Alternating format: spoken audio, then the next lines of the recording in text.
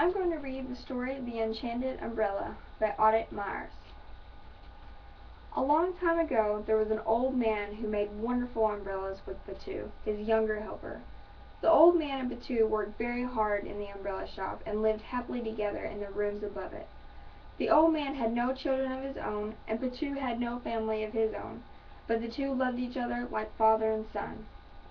The old man had only one relative, a very lazy and selfish nephew who came to visit now and then, but only to eat sweets. Then the old man became very ill. When he could work no longer, Patu worked twice as hard and cared for him tenderly. The lazy nephew continued to sit and eat sweets. One day, the old man called his lazy, selfish nephew to his bedside and said, "When I die, take all I have, my money, my house, and all that is in it, and share it equally with Patu, who has taken such good care of me in my old age." "Yes, uncle," promised the nephew. But as soon as his uncle died, the nephew said to Patu, "Now my uncle's money, his house, and all the things that belong to me alone. Go away," and he pushed Patu out of the house. Patu was very sad. It was raining heavily, so he huddled close to the door. The selfish nephew opened a window and shoved an old ragged umbrella at him, saying, "My uncle has left you this. Now go away." Patu took the umbrella. He was very glad to have something that had belonged to the old man, and the umbrella would protect him from the rain. He had nowhere to go, so he walked aimlessly, holding his umbrella above his head like a traveling roof. Patu wandered into a forest where he was attacked by thieves. One of the thieves tried to grab his umbrella from him, but Patu clung tightly to the handle. To their surprise, the boy and the thief rose into the air at frightening speed. Patu was afraid he would lose his grip, but the umbrella hand that held him fast. Not so the thief, who was shaken off and dropped into the treetops. Sailing through the air, Patu gazed happily down at the countryside. Far below he saw a richly dressed couple strolling in the beautiful garden. Suddenly he spotted a tiger about to pounce on them. He gave his umbrella a gentle pull, and at once he swooped down into the garden. "Quick, a tiger!" Patu shouted as he grabbed the couple. Immediately the umbrella rose swiftly into the air, carrying them to safety. Patu and the umbrella took the couple right to the front door of their grand mansion. "Won't you come in?" the rich man asked as he eyed the umbrella greedily. "Yes, I will. Thank you very much," said Patu as he closed his umbrella carefully. Inside they all sat down to a festive meal.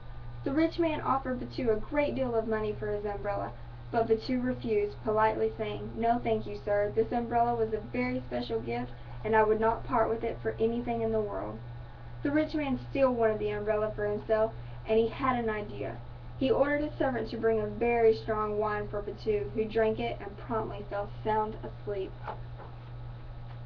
While Patu was sleeping, the rich man took the umbrella, eager to try out its magic.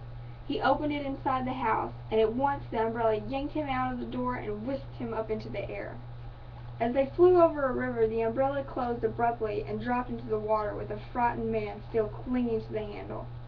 Some fishermen who happened to be nearby pulled the rich man from the river and carried him to his house. Patu, awakened to all the commotion, looked for his umbrella, but he could not find it. "Thief! Thief!" he cried. The rich man heard Patu's cries. Soaking wet and furious, he shouted, "Throw that boy in the river!" His cruel servants obeyed him. Patu struggled and kept yelling, "Thief! Thief!" but the servants held him fast. From the steepest rock by the river's edge they flung him to the screaming boy headfirst into the icy water.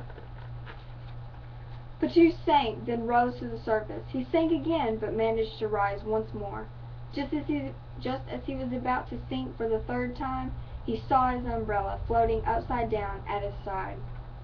With great difficulty he clambered into the umbrella. Together Patu and his umbrella sailed down the river, all the way to the ocean through calm waters and stormy. After many days, Patu landed on a faraway shore. He was delighted to be back on land. He turned his umbrella right side up, and it joyfully carried him high above the crowd of astonished people who had never seen an umbrella before. "Long, long ago," said one very old man, "kings had umbrellas." So when Patu landed among the people, they crowned him their king. They gave him a fine, cheerful house with a beautiful flower garden. Once again, Patu had a home. He was very happy. King Patu made a speech. Dear people, I thank you for the fine house and the beautiful garden, and I thank you for the crown. I will wear it always. And now, as your king, I will make my first law. Let each one, young and old, have an umbrella. But do understand that only my umbrella can fly.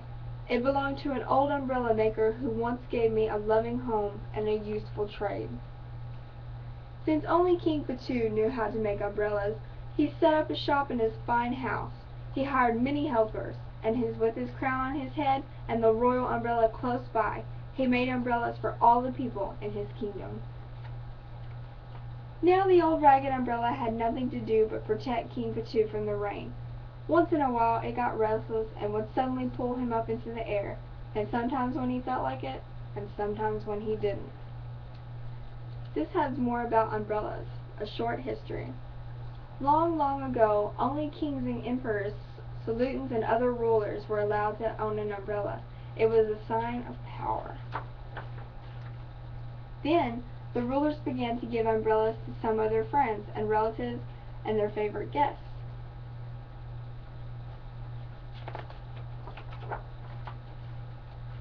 But, in time, so many people admired umbrellas and wished to have them that they came to be two kinds: very fancy ones for royal families and ceremonial occasions, and simpler,